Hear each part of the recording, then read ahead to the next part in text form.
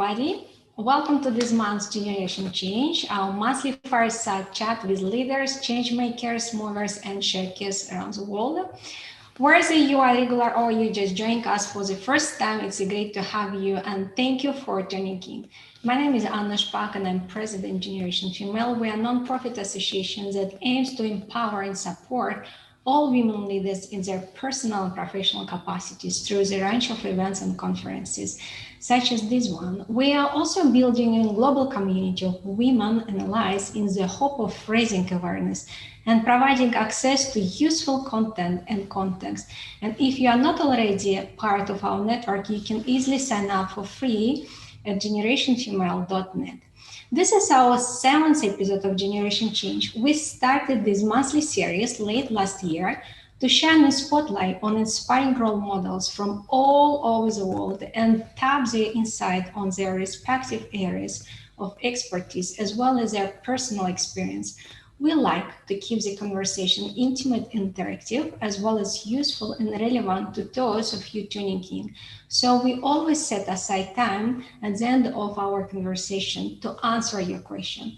And if you are joining the live stream on our website, please post your question in the comment section where you can see below, or you are watching us, if you're watching us via YouTube, you can also post your questions there.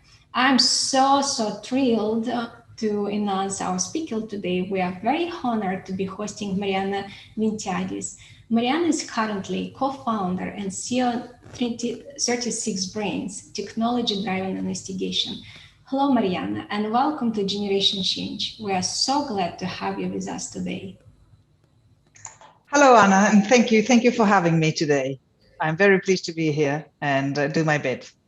Yeah, thank you, Marianna. Marianna, I would like to give you the floor to introduce yourself and what 36 Brain does, and maybe share with our audience some of the key achievements you have accomplished.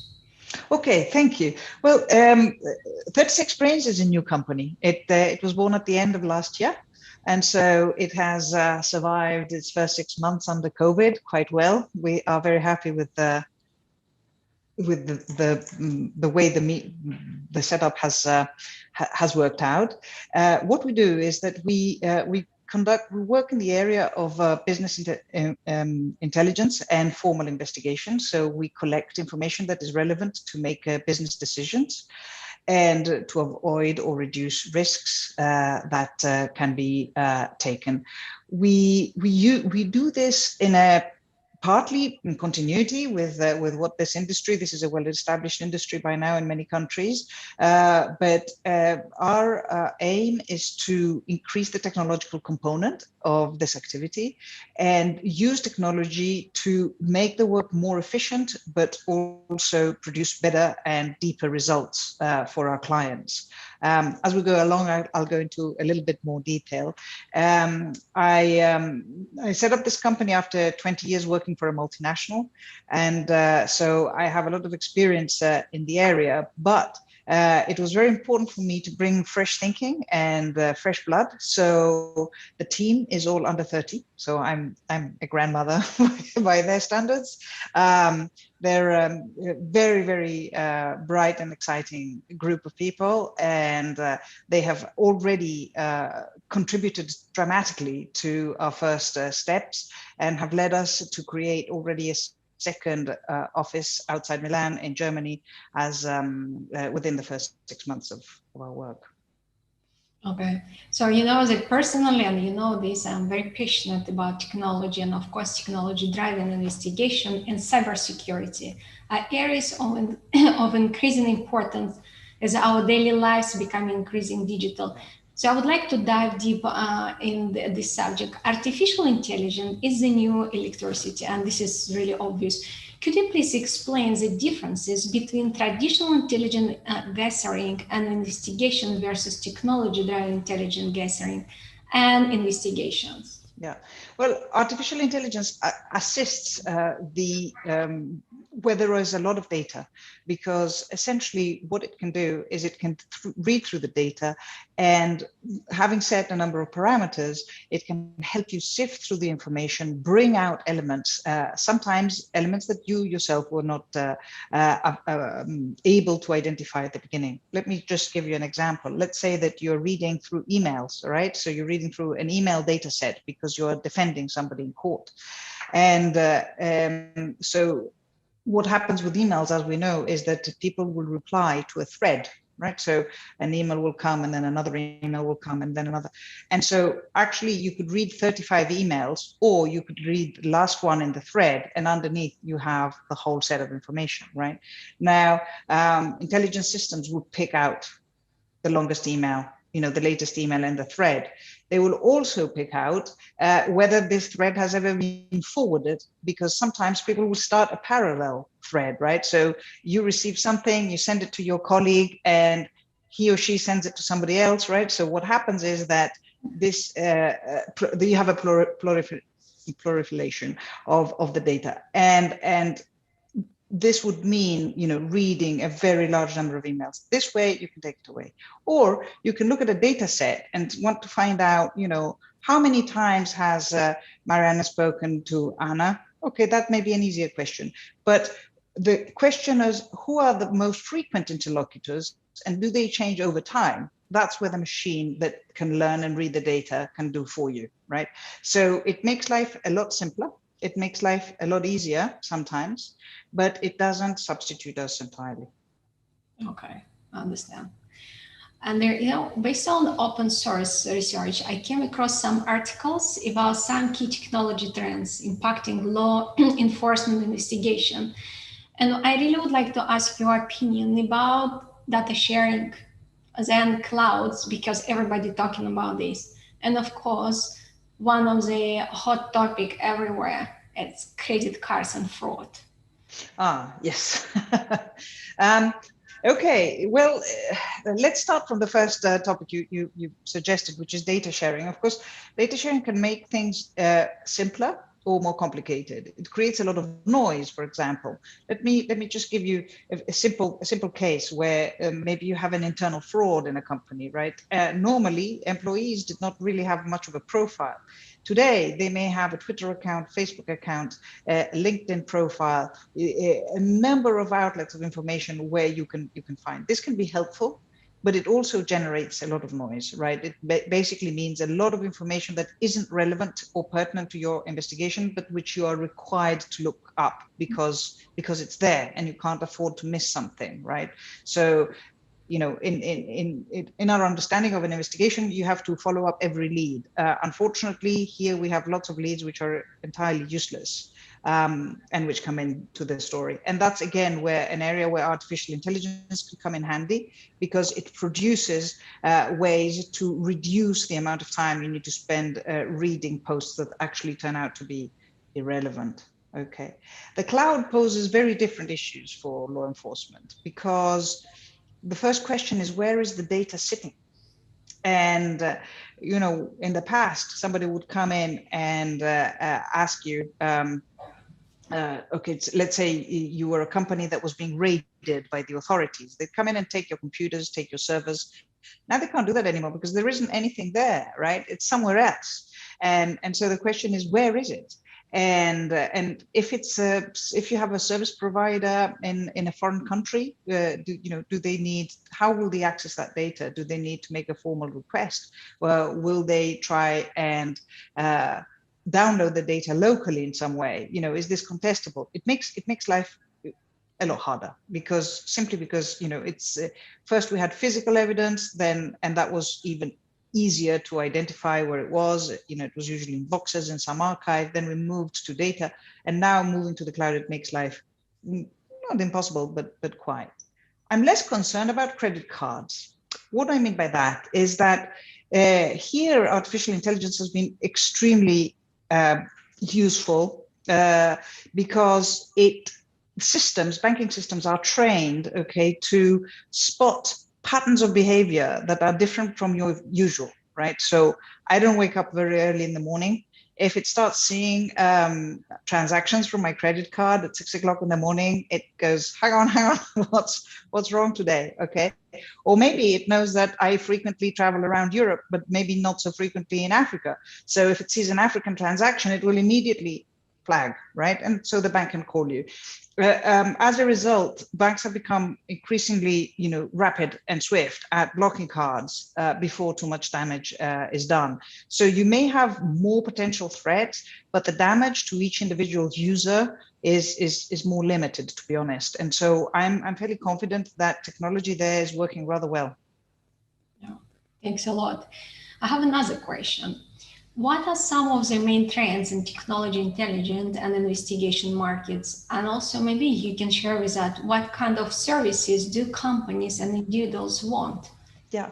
Okay. So it's an interesting question because I've been in the industry for a very long time now, and what you realize over time is that the questions change, the concerns change, the even in the same type of project, the type of questions you're going to be asked change. So let me give you some examples. Right. 20 years ago, fake news was not a big concern, right? Now, the way people are posting information on social media that can start trending and sometimes is entirely has no factual basis can be a big issue for certain companies, for certain people, for certain businessmen.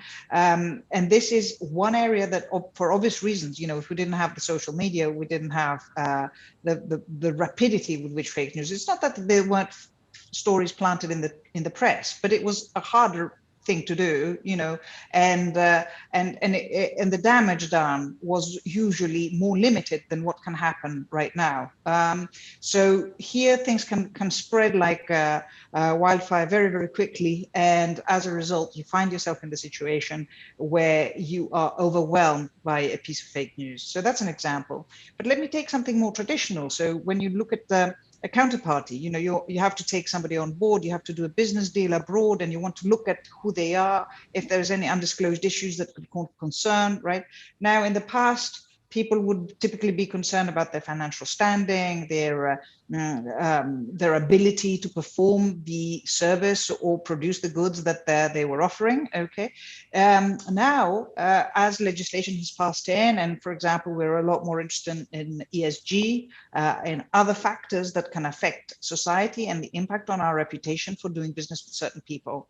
So that has changed dramatically over time, and the concerns that people have, the use of slave labor, clean practices, the treatment of the environment, the treatment of stakeholders. These are all issues that are coming into investors' questions, companies' questions that didn't used to happen before, and that is a dramatic change over time.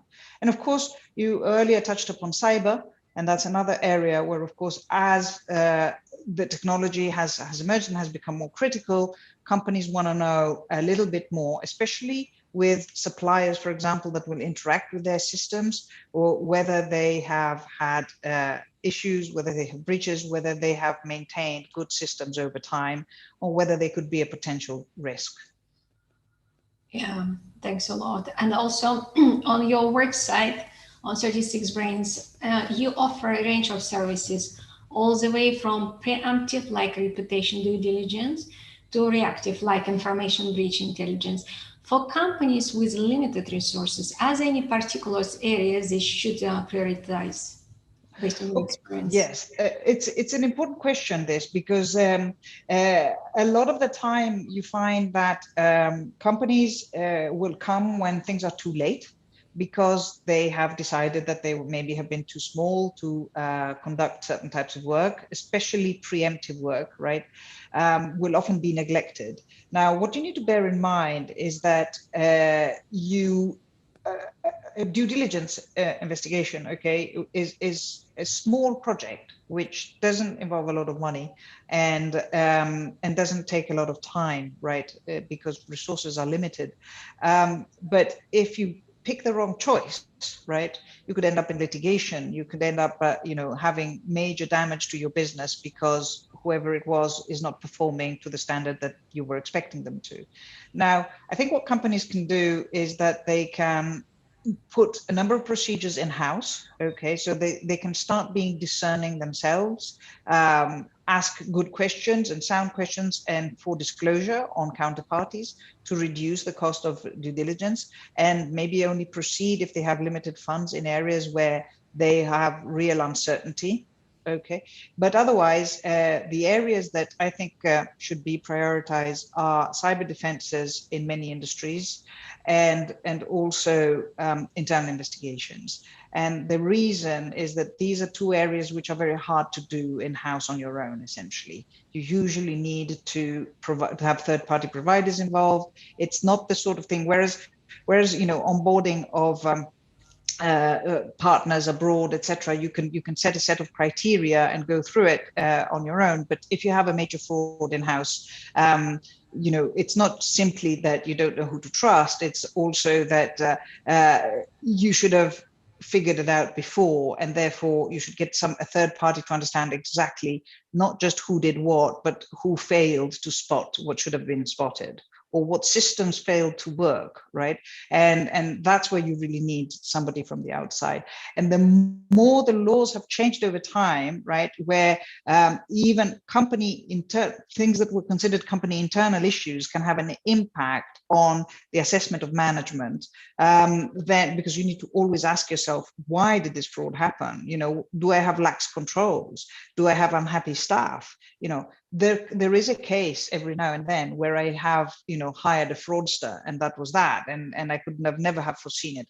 But in the vast majority of cases, something has gone horribly wrong, and often horribly wrong for a very long time before something is spotted, and that has gone badly wrong. And so that is when you need to have an external party looking at your issues, because you can avoid blame or any other sort of potential internal conflicts of interest of people that may have not taken part in the crime but omitted to control it appropriately, or pick up signals, right? So you need somebody else to do it. It's also helpful for you to have an independent report written, because sometimes you need to give it to the police, or you need to face regulatory scrutiny as a result. Yeah. I do agree. From another side, technology, we perfectly understand, is a great tool and enabler. But from my point of view, it has its limits. What are some technology challenges you face in the course of your work? Yeah, okay. Well, it's very interesting how technology changes what we do. Let me try and give you another example where what seems to be a slight technological improvement actually changes the way you go about things. Now, in the past, right, in the 90s, I mean, I don't mean in the 19th century, I only mean 25 years ago. If you wanted to look at the corporate records, it means if you wanted to find out, about a company, whether it existed, whether it had a registration number, maybe who its management or legal representatives are, where its seat is, okay, and in many countries where its financial statements are, you had to go to the registry, right? You had to physically go and search a registry. Now, at some point, the registries became digitized, right? So you can, from your computer, you can go check the information.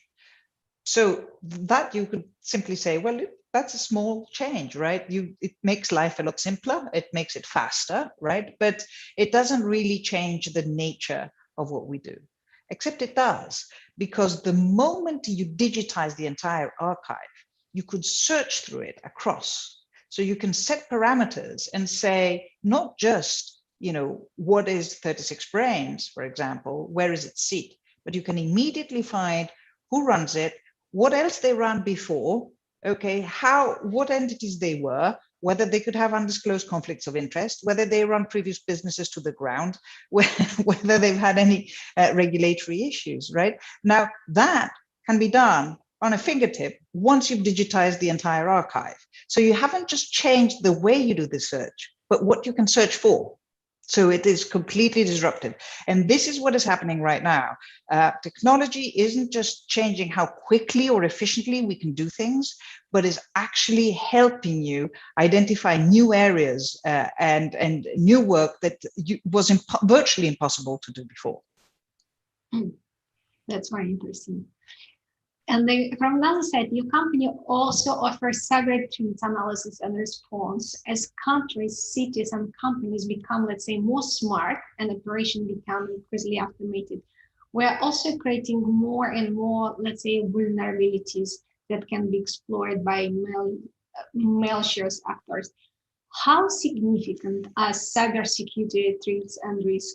Also, what can companies and individuals do to improve their cybersecurity? Yes, this is a complicated issue. And the reason for which it's complicated is that at this stage in technology, and I'll talk a little bit later about how I see the future, but at this moment in time, we have a technological defense, right, that we need to have in place. So we need to have the right systems. We need to have people sort of monitoring our networks. We need to have, updated and patched software, because this is one of the main vulnerabilities, as you may have seen various cases where hackers exploit old software that hasn't been updated.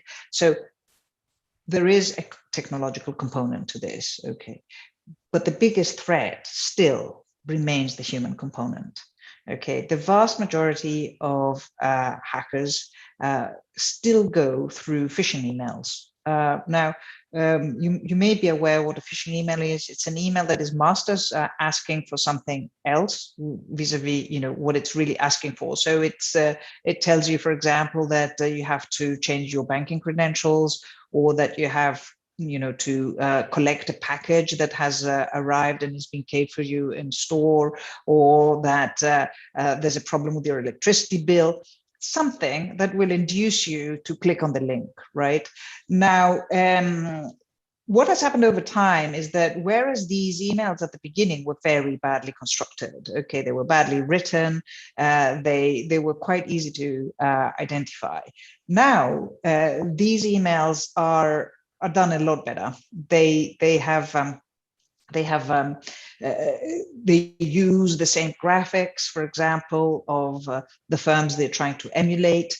They are written in correct language. They look credible. The email from which they comes appears to be correct. Okay, and so even though a lot of time has gone past, right, you still have emails of this nature going into companies and getting people to click.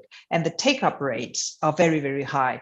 One experiment that companies do, if they want to see how resilient they are, is that they send a fake one, okay, which will essentially reach out to all employees, and then they see what proportion of these employees will click. Okay, now I've seen cases where 80% of the employees of the bank or of the company have clicked, right? So these are techniques that are still working terribly well. So what you need to do is very simple, and it's what companies don't really want to hear about, because companies like patients, what pill can I take? And if you say, no, you don't have to take a pill, you just have to run every morning for 20 minutes or take a good walk, right? And so, do I really have to do this, right? So when you say, it really is about teaching your staff, okay, teaching your employees what it is, what these scams are, prompting them to evaluate the question, right, is what is hardest to do, right? Because it's not just paying for a system and implementing it and then forgetting about it. You have to tell your people on a regular basis, this is what's going on, these are the latest scams, this is what's trending at the moment. Beware, beware, beware. Okay, and this is really not happening in many, many cases. And that's why these scams continue to be successful. Now, some of them, I'll just add an extra tip, which is particularly prominent in certain countries, is the so-called fake CEO scam. And the idea is that somebody high up in the hierarchy sends an email to somebody low down and says, please remit some money to Hong Kong because we have an important transaction, or remit some money to London because we need to complete something, an acquisition, and the money isn't there. So they put the employee under pressure right? And again, okay, it works extremely well, and it works extremely well in a number of jurisdictions, especially the ones where people have a very high sense of their own individual personality. Why? Because if I get an email from Bill Gates, okay, my first reaction is going to be, there's no way Bill Gates is writing me an email. There's no way Bill Gates knows who I am, right? But, and when you ask this question here, you know, I've seen the scam work over and over again. And I said, did you ask yourself, why? Why would you, of all the people in the world, have been picked for an email from this man, right? So this is an extremely cultural vulnerability, an extreme cultural vulnerability. So every training a company has to set up isn't only dependent on what kinds of scams, but what employees. So maybe the teaching, you know, that you are going to adopt for your Chinese employees may not be the same as is appropriate for your Latin American employees, not the same as your Southern European employees. So it's not just about teaching them, but it's also taking care of what vulnerabilities are exploited and how sophisticated these approaches are. And cultural elements are a very big part of this. Yeah, it's very interesting, very interesting. I have so much questions, but I have to move it another way. Okay. We just discussed a few minutes ago, visiting any website, using any Wi-Fi or data, being on any social platform, they're just some of our day-to-day activities, which of course open ourselves to being traced and tracked. I have another question to you opposite. Is it possibility to truly hide or erase our digital footprint? The second one is easier, not really. There are lots and lots of instruments on the net that capture net history, for example.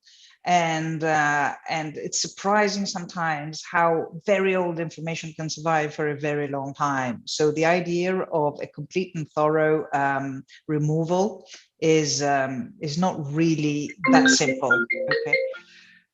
On the other hand, in relation to your question on you know, should we be aware or should we be scared? I think it really depends on what we're showing and how we're showing it. Of course, there are risks, and also because there are risks, I'm quite glad that this kind of information and these kinds of platforms weren't available when I was 15, because God knows what I would have written on them, and it would still be there, right? But as we have evolved and now understand these systems a bit better, I mean, I think sensible use. I have, you know, I'm a fairly well-known person, yet my Instagram profile is open. I don't mind, you know, I take pictures of plants and whatever, if somebody wants to see them, right? Now, if I really wanted, if I had a young child, maybe I'd like to protect them. And so I wouldn't, you know, blast them all over. Now, of course, criminal activity will always be there. And so innocent things like posting a picture of you skiing, you know, has led in recent times in cases where people's apartments have been ransacked because the thieves knew that the people were on holiday, the family was on holiday. So there is an extreme, if you do want to see a criminal side to things, there will always be one. But I don't think we should live with the paranoia of the criminal side, because that can happen anywhere. You know, you can be mugged in the street, you can be, that's just not a way to live. I'm of the idea that we need to be sensible. You really don't want, you know, to have certain types of information out there. Don't put your date of birth, for heaven's sake, don't do that. Many people do. If you want people to remember your birthday, put the date and the month, but don't put the year. Just don't leave it complete. Yeah, let them remember that it's your birthday today, but not how old you are. It's a good tip for women anyway. It's really good. So as our world becomes increasingly digital and artificial intelligence takes center stage, how can humans stay relevant? And I know you already touched this, but let's. Yeah, I with where technology is concerned, I tend to be an optimist that it helps us. It doesn't really, you know, we can't control it. Maybe we can't, but that is a world still to come. The reason I call the company 36 Brains is exactly to emphasize that despite all the technology we're using, you need a brain to interpret it, to analyze it, to set the filters, to understand where it needs to go in its next phase, right? I don't know whether we'll ever get there. This is a deep philosophical question, but for the moment, we're certainly not in any way able to substitute brains for sophisticated work. Computers assist us, but for the moment, they remain pretty dumb, to be honest. They cannot replace us.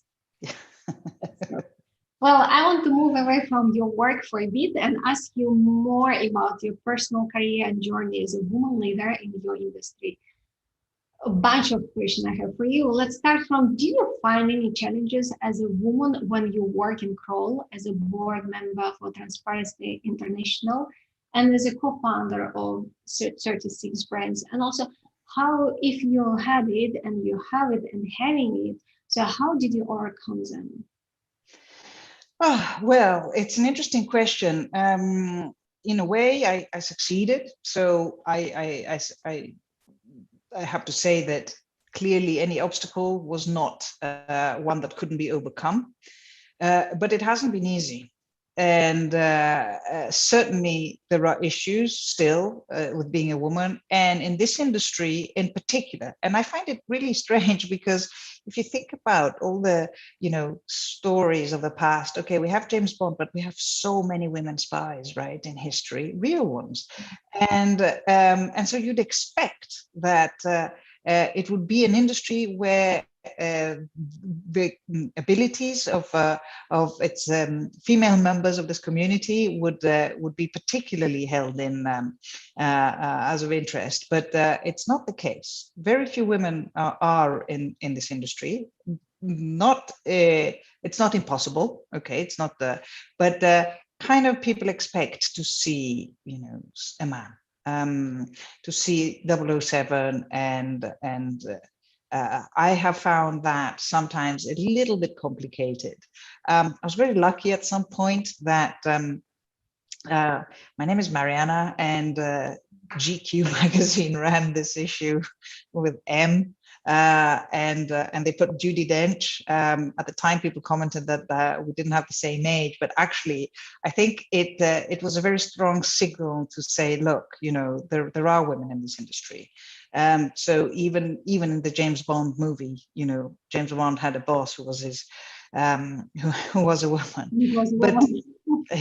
But to be honest, commercially, I still find that there is deep distrust, and even though it's against my personal sort of beliefs, I still recommend when my team goes to see clients, for example, that the teams are mixed, not two girls together, because it makes your life a lot harder still. And it's so much time has gone by that we've started discussing these gender issues that you'd think it'd be a thing of the past, but unfortunately it's not. And it's still worth fighting for and making cases. Yeah, and I would say the technology is still certainly male-dominated industry so far. So what are your thoughts on why there are so much less women in this space, or maybe they are more invisible, as we say, and what women can bring to the table in this industry? Yeah, I think, to be honest, my view is that this is very much a stereotype. There are brilliant mathematicians, brilliant engineers who are women.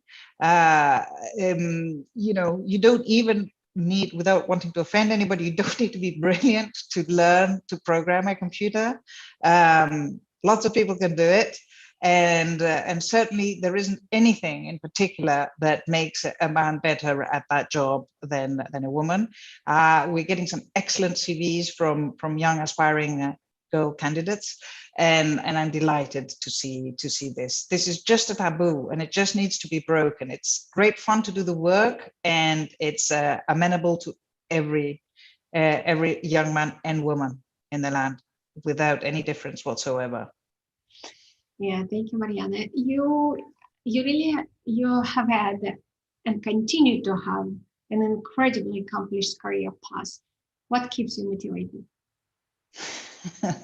uh, well, uh, I'm excited by change. I want to find out more things, and I like young people. I mean, I started off in education, and before I joined this industry, and I, I love what young minds bring to the table, new ideas. Sometimes they can be naive, but even that way of looking at the world can be inspiring. You don't always want to know too much. You want people that will go forward and say, okay, I'm going to overcome this hurdle, because otherwise we never would. And to me, this is the key driver. Sometimes it's tiring. Okay, if you start again over and over.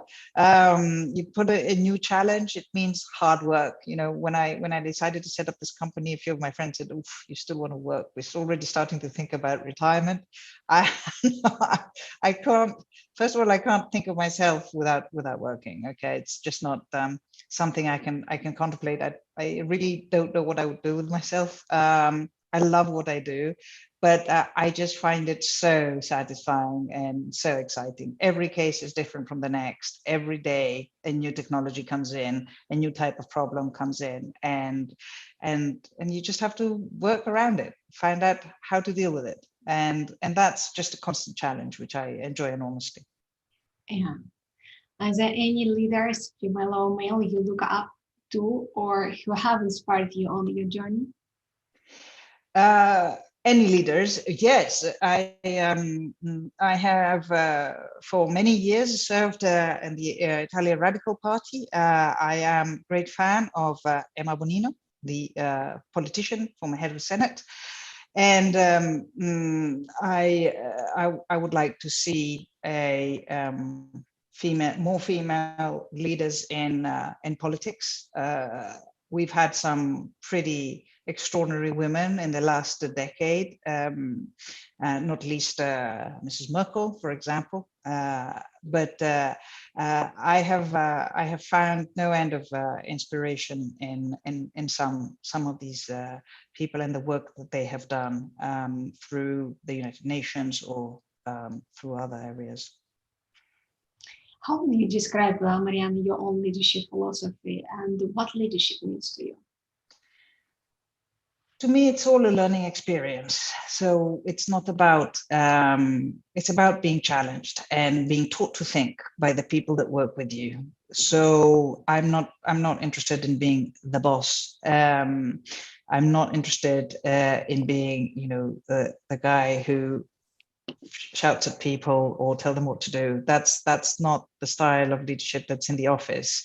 It's all about, let's grapple with this problem and see how we're going to solve it together. So it's about team building. It's about what I enjoyed most over the years is that many people, with very large organizations would come and spend a few years and then go off and do their own thing or move country, etc.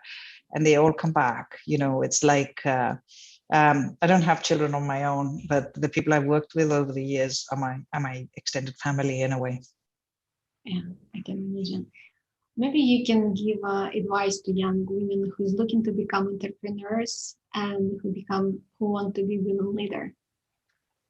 Yeah, I think entrepreneurship is easier than management, in the sense that if you're an entrepreneur, you make business decisions, right? So you offer somebody, and if the business makes sense, then they'll go ahead, and if it doesn't make sense to them, then they won't, right? You're not likely to be confronted with the same types of prejudice, whereas large organizations will very often, which are male dominated, will find women a pain to deal with, because women will often work in a different way on the workplace, behave in a slightly different way. There's nothing wrong with it. It just happens to be different. And so, I have never wanted to sacrifice the difference, right? Because one way, and very often they say that women that have been successful in large organizations is because they have just become male, okay? And if you don't do that, life's harder. Life is undeniably harder. It can be done, but it is true that some organizations have taken this on board, have realized how much richer they can become by bringing people on their board, but on their boards, on the higher levels of management. But in the vast majority of cases, you need to look at the data in detail, right? And you will find that so many companies will say, you know, we have 50-50 management. And then you go and see the management, okay? And no offense to anybody, but the chairman of the company is male, the CEO is male, the CFO is male, right? But then human resources, marketing, everything that men consider soft, is given. And then you count 10 and you say 5 are women and 5 are men, except that the men have the money and the power and the women have the challenges, right? So be very, very careful and very skeptical about aggregate data on boards and company management. Look at actually the positions they are holding. And you will find that the ones where women hold true power are still a very large minority. Yes, I agree. I don't want to harm somebody, or my apology if it is, but I do agree with you, absolutely. I would like to ask you maybe some specific advice for young women who's looking embark on a career in your industry. Anything you wish you had known before you started out? Well, one interesting thing about this industry is that you'd expect that the sort of things you learn by doing this job are very useful to companies, but they are very hard to communicate. And so one of the problems at the moment with this industry is that a lot of people come in, many people love it, some people don't like it or don't succeed in it, and they have sometimes trouble getting out because the transferability of the skill is not obvious. What you do is very, very specific. And then suddenly they say, well, where do you fit? I see it when I hire people and I have to compile national statistics and they say, is this person an accountant? No. Is he in marketing? No. Is he? Okay.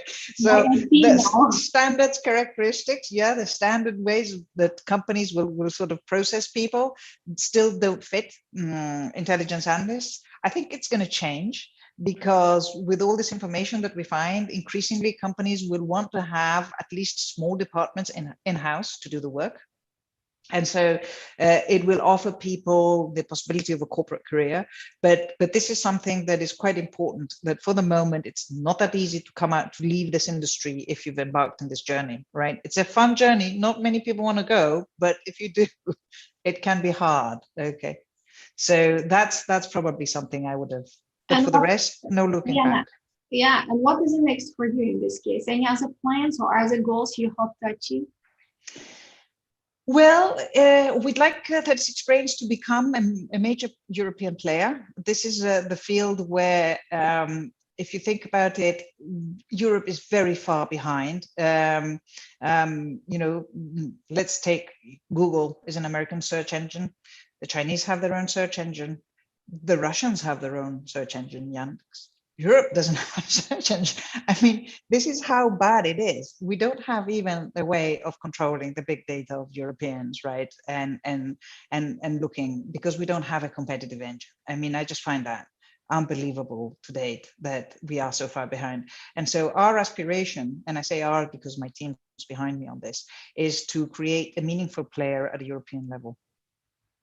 Yeah. Well, so we always promise to leave time for audience question, and I can see that today is so hot topic. We have so much questions. So let's just go through the question we got from our audience. And before we start, I would like to take advantage of everything and ask you a personal question, which I had during discussion. When we talk about scam emails and training. Anyway, what if one employee finally just click on the link as a scam and go through? So anything we still can protect, or it's just that voluntary? Oh, what can you do to remedy the problem? Is that the question? If you Yeah, have made the mistake. finally anyway click on it. Yeah. Yeah, okay, change your password. The credentials at the end, the vast majority of these cases, not all of them, but the vast majority, they are harvesting credentials, which basically means that they take you to a fake site. That's how it usually works, right? So it says it's the bank, and so you click and it looks like the bank, and you're actually putting in your data, but but it's not the bank. So they're just collecting your credentials, right? So if you realize you've made the mistake, the first thing you need to do is to change your password, because then the password that you've just given them will no longer work. Okay. Long passwords, lots of non-standard characters. Remember that you can put sentences if it's easy to remember. I see some people have atrocious passwords with, capital H, capital B, Q, W, N, M, $, 65. And it's like, how on earth are you going to remember this, right? But if you say it is a fine and sunny morning, 1, 2, 3, it's actually a very difficult password to crack, okay? Because it's as many letters. They're just in an order that we can read it as humans. But for the machine, it's as hard to crack as the one I was mentioning before. Yeah, thanks a lot. Okay, next very good question from our audience. From your knowledge of investment transaction, after your research, do investors usually change their mind, change the strategy, or they go ahead with the decision? Very good question. Okay, usually because this is a specialist service, right? Usually people will come to us when they have a concern, right?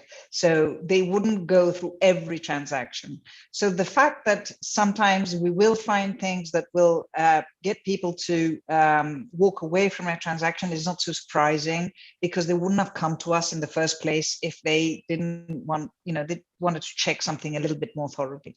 Having said that, a lot of the time, we're not talking about deal breakers. You can change a little bit how you structure your deal, right? So for example, you say, look, we think this person that we're looking at could be prone to conflicts. Okay, so you could alter your contract and make more explicit the conflict clauses, right? So it can help you build a safer transaction rather than throw it out of the window altogether. The aim is not to kill transactions, but to help business to be done in a safer way. Thank you, Marianna. Next very good question. What happens to my mails from my previous jobs? Is there an Italian or international law that regulate it? Can they review my mail after I leave without telling me? Yeah, a very good question. Yes, they can. And you will find that in certain cases, because of document retention, GDPR, on the one hand, GDPR, is the European regulation, right, for data protection. Now, what happens is that on the one hand, they have to have good reason. There are rules for access. But at the same time, there are also rules for the retention, right? You don't want somebody who leaves a company because they may have conducted a major fraud, and there cannot be a law that compels the company to kill their mailbox, okay? But there can be a law, and there is a law that says you need to be a lot more, you need to have very good reason to access people's information. Now, depending on the country, whether you are within the company or outside makes life very different. So, for example, if you are with the company, they have to inform you because it's an employee right. If you are outside the company, then this can become a lot more contentious. So it is more likely that companies will be looking at your emails if there is a reason. Remember this, it's a little bit what I was saying about social platforms. Why would a company start reading your emails, right? They have to have a reason to, otherwise they have better things to do in life, right? So, but the answer is yes, companies can look at your data and they will keep your mailboxes after. Can they carry on observing live? Okay, that is something that actually you can control, and you can ask the company to turn it off, right? So, some people leave in good terms and say, okay, yes, you can keep on receiving my email for six months because, I was in a sales position. Some people leave on bad terms, and you have the right to say, no, I don't want anybody to see emails that are coming to my attention because it's my mailbox, right? So for the future, you have control. For the past, not so much. Thank you. And we have the next question, which is automatically continuing on what you just answering, are there ethical concerns or challenges with using technology for investigation and intelligence? It's very invasive. It makes stuff, I saw that question as it came up as we were talking earlier, and I think it's a very poignant, very important question. And there are ethical concerns. In Italy, the investigations industry is quite well regulated, and there are a lot of criteria that a lot of boxes you need to tick before you can take on a case, right? So you have to have a reason, you have to have good legal grounds, you have to bear a relationship with the subject. I can't have somebody come into the office and say, I'd like to conduct an investigation on Anna. And you say, well, why? She says, well, because I'm curious about her. Well, I'm not interested if you're curious about her. That's not grounds for an investigation, right? So you have to have reasons, usually legal reasons, pertaining to a transaction or to a protection of a child, or the protection of a spouse, or the protection of a company asset, right? Many countries, this is entirely unregulated, including the UK. It's rather interesting. And so there is a bit of chaos. There are also lots of people who do internet investigations who are not classed as investigators. They're just, people who say, hey, I used to be a hacker, give me your questions and I'll give them an answer, right? So you have a sprawling industry of people with a very low profile, right? That until they do something really stupid, like try and break in, a general's account or whatever, they have wreaked havoc on private affairs of families and citizens across the world with total impunity. So I think there is a big issue.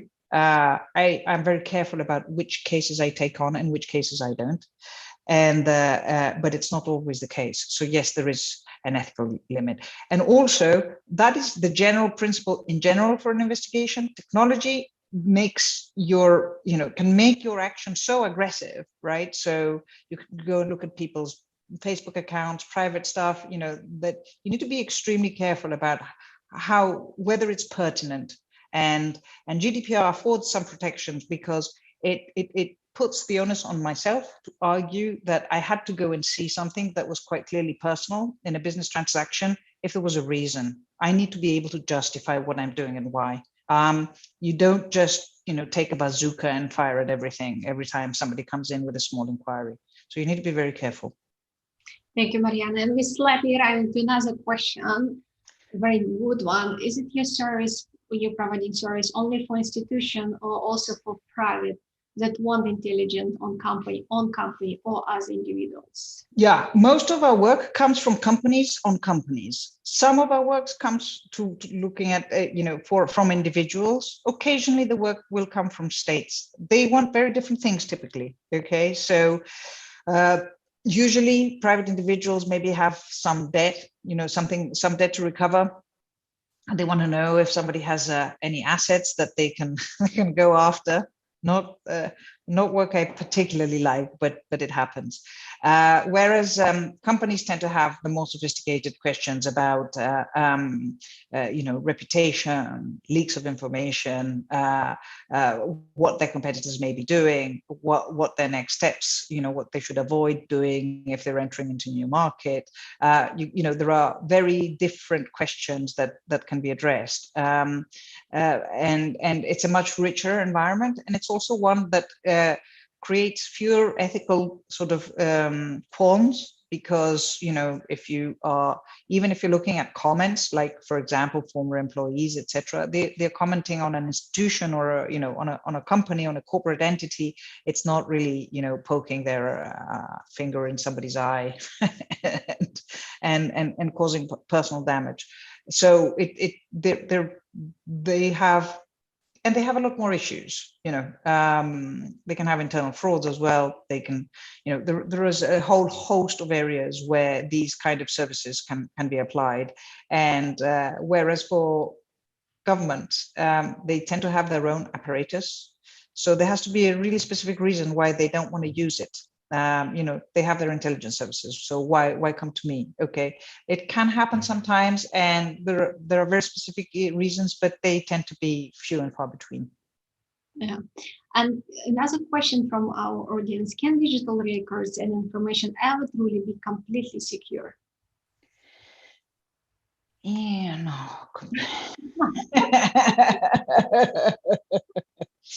A good answer.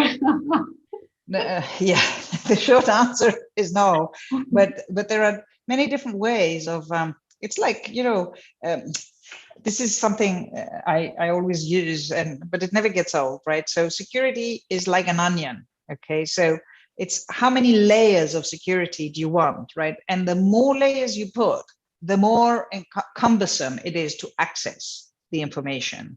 And so, but the more secure it becomes, right? So the question is, if you have, a time device that gives you a number, the so-called two-factor authentication, right? So for example, that helps a lot, okay, but how many people can be bothered every time they have to access their email that go through two-factor authentication? Most people don't do it. Most people won't even do it with their banking and credit card systems. I still find it incredibly annoying because I kind of blindly trusted the system.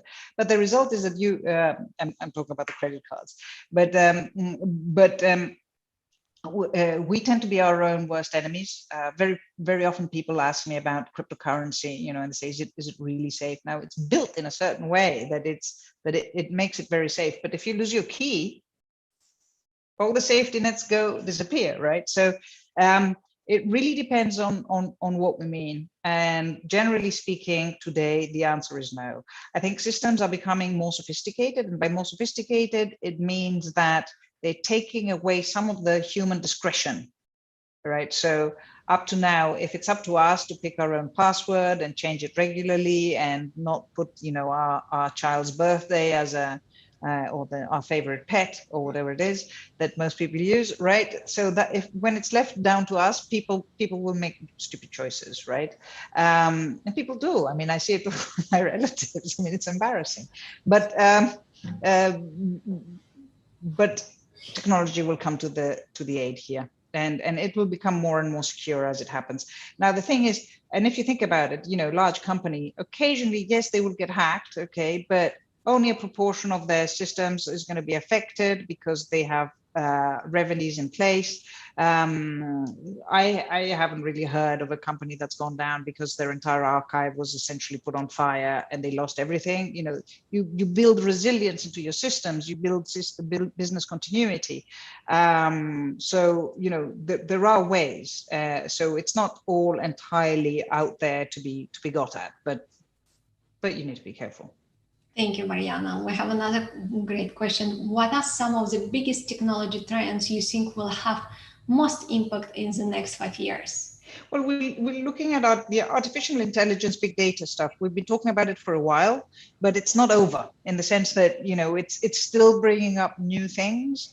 It's still bringing up new information, new ways of doing things. So I think that for the moment, the big trend I still see, at least for my industry, remains firmly in machine learning, artificial intelligence, big data analysis, right?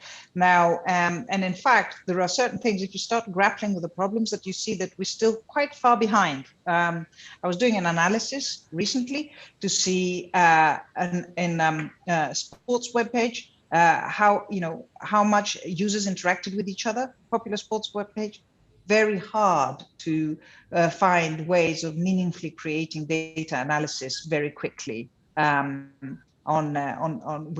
with this information to date. Okay, we're still learning. We'll still have evolution and new systems that will help us make understanding the data. We're producing a lot more data than we're capable of processing right now. Good, thank you. Another question: is there a specific reason for only hiring people under 30? Yeah, no, it's not only, it just happens to be, okay, no age discrimination in here. I don't want to be the grandmother of the group at all costs. That's not part of that. That's not, but young people today are undervalued in Italy.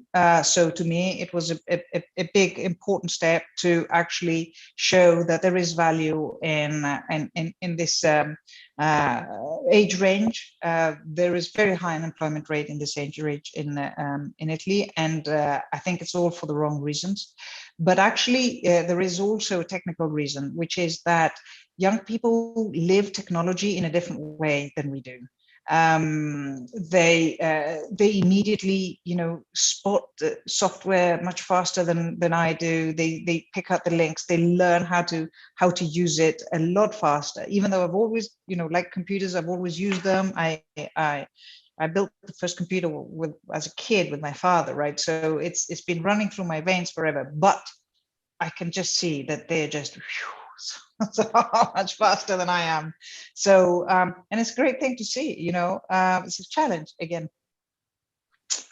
Yeah. Transparency. Next question. Thank you, Marianna. Next, a great question. Tell us about your time with Transparency International and what it was like being in such an organization. Oh, okay. Yeah. Sorry. Long question. Let me just finish and you decide how you want to answer it. Do things like the Transparency International Corruption Index and advocacy really make a difference in countries that face significant challenges with corruption and such issues? Thank you. Yeah, difficult question. Right. So I sit on the advisory board, so I shouldn't have too many merits towards what the organization, I like to support and help any way I can. But I just want to make sure that I'm not one of the big doers of the Italian chapter.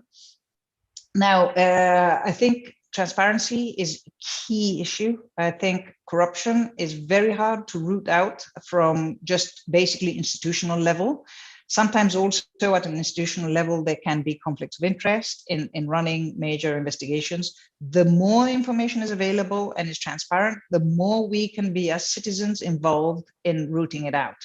So I think it's the best way is transparency, increase the amount of data available, let people look at it, let people find the connections. I mean, sometimes, you can have a corrupt transaction where people haven't lick the dots together, right? Because somebody maybe got assigned some contract in Turin and somebody in Milan and somebody in Rome. And then it turns out that you need somebody who's looking at this independently to figure out that it's all the same person and that something weird is going on, right? So each local administration may have acted entirely in good faith. So this is the sort of thing that putting data out and letting people look at it, play with it, experiment with it, read through it is not going to harm anybody. It's actually going to help, right?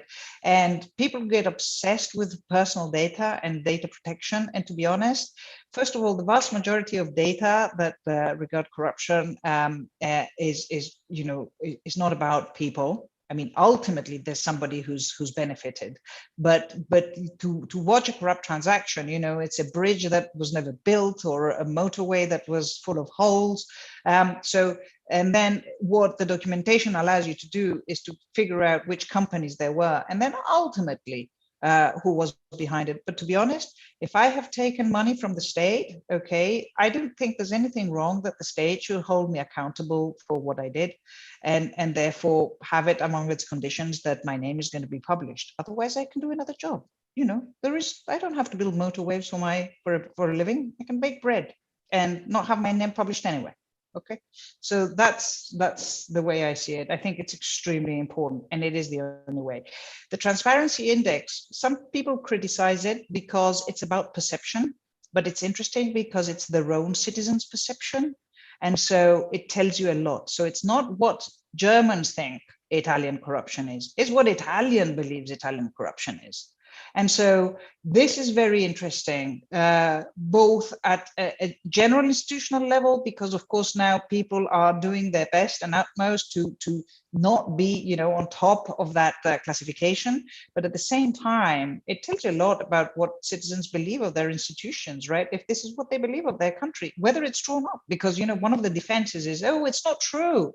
Well, if it isn't true, then you're doing something horribly wrong because that message isn't getting through. But in many cases, it is true, and people are not fools. We have a last question from auditor and to come comments. What do you look for when you hire people as a particular skill set that you see as most valuable? Okay, question, interesting. It's a tough one because this is a bit of an art, so you need a few skills. Yes, if you like computers, it's better. You need to write well because at the end of the day, as if you've seen any police movie, at the end it says you have to go write your report, and the policeman was always upset because that's the boring part. But you need to be able to set out your thinking because at the end of the day, what you give a client is a written report. So you need to be able to articulate your thoughts and quickly and efficiently.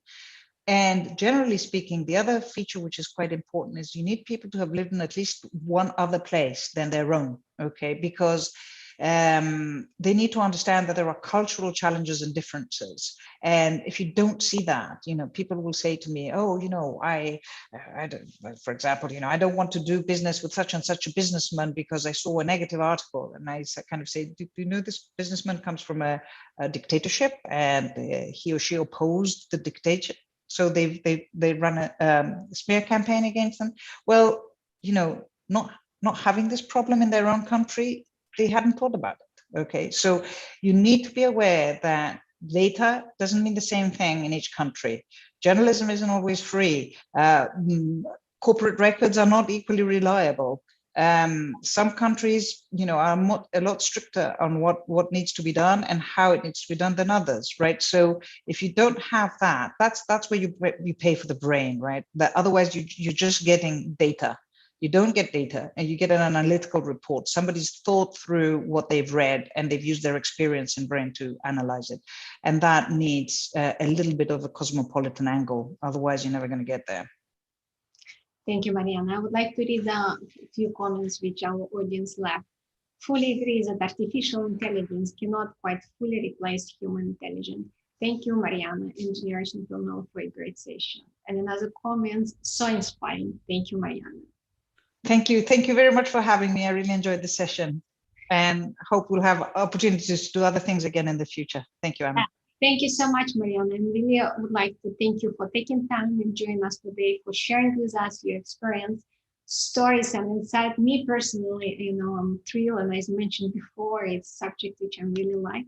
I always finish every session of Generation Change feeling incredibly inspired to meet and speak to women like you who have such a trailblazers and change makers in your industry. And thank you to everyone who tune in, whether you are watching us live or catching us via the replays. I hope that you enjoy the session as much as I did. All Generation Change session recordings are available to view on our website, generationfemale.net or YouTube channels. And you can also sign in to join our community mailing via our website.